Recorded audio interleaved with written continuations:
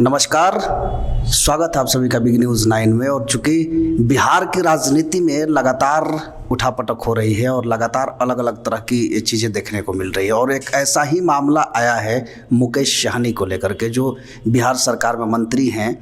और चूंकि चुनाव में एक बार हमने आपको ये बताया था कि चुनाव में जिस तरह से एक वीआईपी पार्टी के नेता को सबसे ज़्यादा लाभ पहुंचा है बिहार विधानसभा चुनाव में, और उनको मंत्री भी बना दिया गया।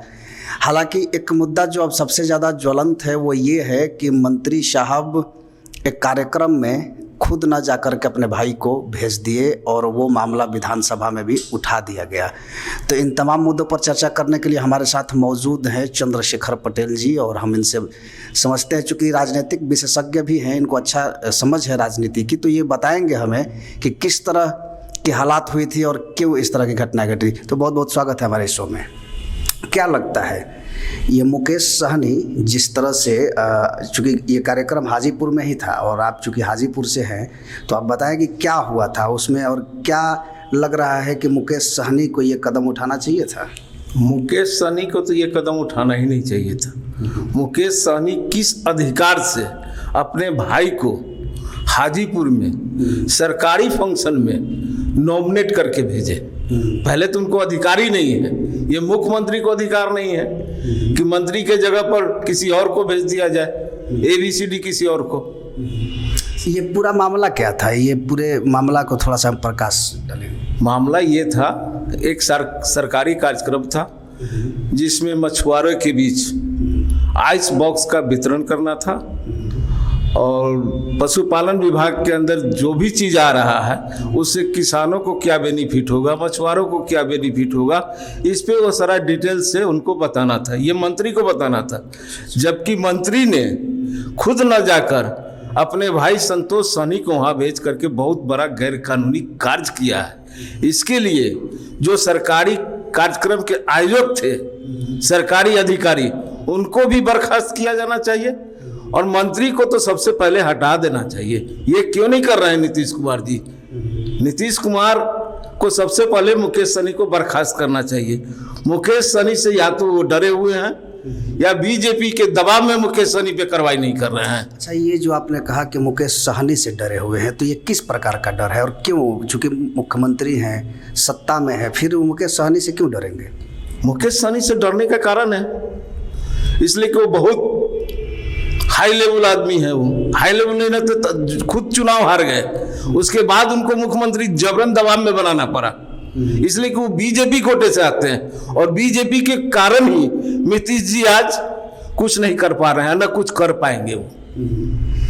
तो ये इस तरह की चीज़ें लगातार देखने को मिलती है। और एक और मुद्दा है जिस पे हम चर्चा करेंगे, लेकिन फिलहाल मुकेश सहनी से जो ये गलती हुई है, इसके बारे में वो सफाई देते चल रहे हैं कि आगे से हम इस तरह के कार्यक्रम नहीं करेंगे, या फिर अपने भाई को या फिर कार्यकर्ता को हम कार्यक्रमों में नहीं भेजेंगे। ये तो गलत बात ना है। सफाई देने से क्या होगा? क्राइम तो कर चुके हैं, वो क्राइम किए हैं, इसके लिए उनको उनके विरुद्ध कार्रवाई होना चाहिए। सबसे पहले उनको मंत्री पद से हटाए नीतीश कुमार। अगर दम है, हिम्मत है, तो नीतीश कुमार सबसे पहले उनको मंत्री पद से बर्खास्त करे। नीतीश जी डर रहे हैं कि अगर मैं बर्खास्त करता हूं तो मेरा सरकार गिर जाएगा। बीजेपी के दबाव में काम कर रहे हैं, बीजेपी के कारण मुकेश सहनी पे कार्रवाई नहीं कर रहे हैं। क्या लगता है, नीतीश कुमार क्या वाकई में बीजेपी के दबाव में सरकार चला रहे हैं? 100% बीजेपी के दबाव में सरकार चला रहे हैं। क्या इसको कैसे देखते हैं? चूँकि अभी तो नीतीश कुमार का लगातार प्रेस कॉन्फ्रेंस भी हो रहा है, मीडिया से भी मुखातिब हो रहे हैं और बता रहे हैं कि किस तरह से वो सुचारू रूप से सरकार को चला रहे हैं। तो इसमें कैसे लगता है कि बीजेपी के दबाव में? सुचारू रूप से बिहार में सरकार चल कहाँ रहा है? डेली तो अपराध हो ही रहा है, इनके नाक के नीचे हो रहा है। डेली बैंक लूटा जा रहा है। बोल रहे थे नीतीश कुमार जी कि बिहार से शराब फुल बंदी हो जाएगा, बंद कर दिया मैंने। आज होम डिलीवरी किसके संरक्षण में हो रहा है? डीजीपी थाने के सीधे संरक्षण में हो रहा है। काहे नहीं बंद कर रहे हैं शराब? अगर बिहार ड्राई स्टेट है तो क्यों शराब मिल रहा है बिहार में? बताए नीतीश कुमार बिहार के जनता को, ड्राई स्टेट है कहाँ? एक मुद्दा और है, गिरिराज सिंह ने अभी हाल ही में एक बयान दिया था कि जो अधिकारी बात नहीं सुनते हैं उनको बांस से मारना चाहिए। हालांकि इस पर नीतीश कुमार ने भी टिप्पणी किया है, आपका क्या राय है इस बारे में? सबसे पहले तो इसमें जो गिरिराज सिंह ने बोला है वो कोई नया नहीं बोला है, बराबर हैबिचुअल है वो। गलत बयानी करना, देश में दंगा फैलाना, हिंदू मुस्लिम राइट करना, ये सारा उनका देन है। और सबसे पहले वैसे मंत्री को, प्रधानमंत्री को मंत्री पद से बर्खास्त करना चाहिए। ये जो जीत का दावा कर रहे हैं कि असम में मेरी सरकार बनेगी, पांडिचेरी में बनेगी, बंगाल में बनेगी, कहीं इनकी सरकार नहीं बनने जा रही है। हर जगह चुनाव हारेंगे। अगर हिम्मत है तो पहले देश में दंगा कराने वाले अपने कैबिनेट मंत्री गिरिराज सिंह को मंत्री पद से बर्खास्त करें, उसके बाद दावा करें कि ये 5 स्टेट में मेरी गवर्नमेंट बनेगी, इनकी गवर्नमेंट नहीं बनेगी। जो इनका कंडीशन है मंत्रिमंडल का, ये अपराधी पालते हैं, देश में दंगा करवाते हैं, मंत्री नहीं बनेगा इनका कोई। बंगाल में चुनाव है और चूंकि बिहार से सटे हुए राज्य है, कहीं ना कहीं बिहार का ही प्रभाव पड़ता है। तेजस्वी यादव भी जाकर के वहाँ से आए हैं और लगातार बिहार के भी नेता वहाँ जा रहे हैं। अभी जो बीजेपी जिस स्तर से वहाँ कैंपेन कर रही है, क्या लगता है कि इस बार ममता दीदी को गिरा सकती है? ममता दीदी को किसी कीमत में नहीं गिरा सकते। नचनिया से ममता न दबने वाली है और न डांस करने वाले से दबने वाली है। ये नचनिया कौन? डांस करने वाले को अपने दल में शामिल करके क्या ये देना चाह रहा है संदेश? ये नचनिया और ये डांस करने वाला कौन है? मिथुन चक्रवर्ती डांसर है। अच्छा।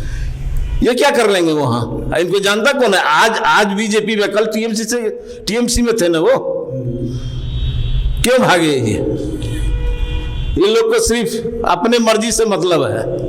इनका अपना कैरेक्टर कैसे बचा रहेगा बंबई में, महाराष्ट्र में, उससे मतलब है इनको।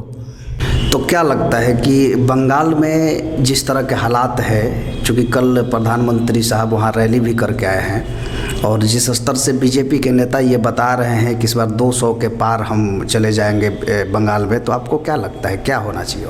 ये 2 नहीं पार करेंगे, 2 फिगर पार नहीं करेंगे, 200 तो बहुत दूर की बात है। ममता है, ममता रहेगा, पुनः ममता बंगाल की मुख्यमंत्री बनेगी। इसको कोई नहीं चैलेंज कर सकता है। प्रधानमंत्री में ये शक्ति नहीं है चैलेंज करने का। पहले अपने कैबिनेट को सुधारे, उसके बाद दूसरे जगह सुधारने की बात करें। पहले कैबिनेट में जितनी गंदगी है इनके कैबिनेट में, उसका पहले सफाया करे वो, उसके बाद ममता की सफाया करे।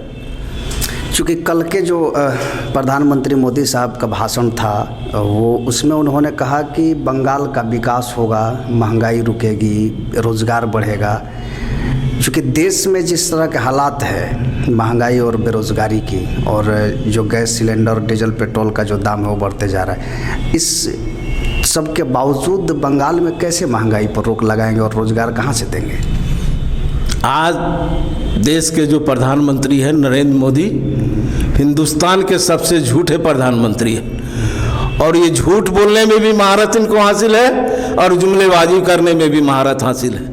इन्होंने जिस बदौलत अपनी सरकार बनाया, पेट्रोल के महंगाई को लेकर के, डीजल के महंगाई को लेकर के, गैस के महंगाई को लेकर के, प्याज को रेट को लेकर के, आज जो स्थिति है उससे बदतर स्थिति है। ये जीएसटी में पेट्रोल डीजल को क्यों नहीं ला रहे हैं? गैस इतना महंगा क्यों है? जवाब दे जनता को। इनके कथनी और करनी में जमीन आसमान का अंतर। उनके मंत्री तो ये कहते हैं कि जो तेल की कीमत बढ़ रही है ये सरकार के हाथ में नहीं है। ये सरकार के हाथ में बिल्कुल है। 100% जीएसटी में लाए, सरकार के हाथ में आ जाएगा। ये जीएसटी में क्यों नहीं ला रहे हैं इसको? पहले जीएसटी में लाए, उसके बाद बात करें। तो ये थे हमारे साथ चंद्रशेखर पटेल जी, और चूँकि बिहार और साथ ही साथ हम केंद्र और बंगाल के विषयों पर भी हमने इनसे चर्चा किया है और ऐसे ही चर्चा को हम लगातार करते रहेंगे। बहुत बहुत धन्यवाद है हमारे शो में आने के लिए। नमस्कार।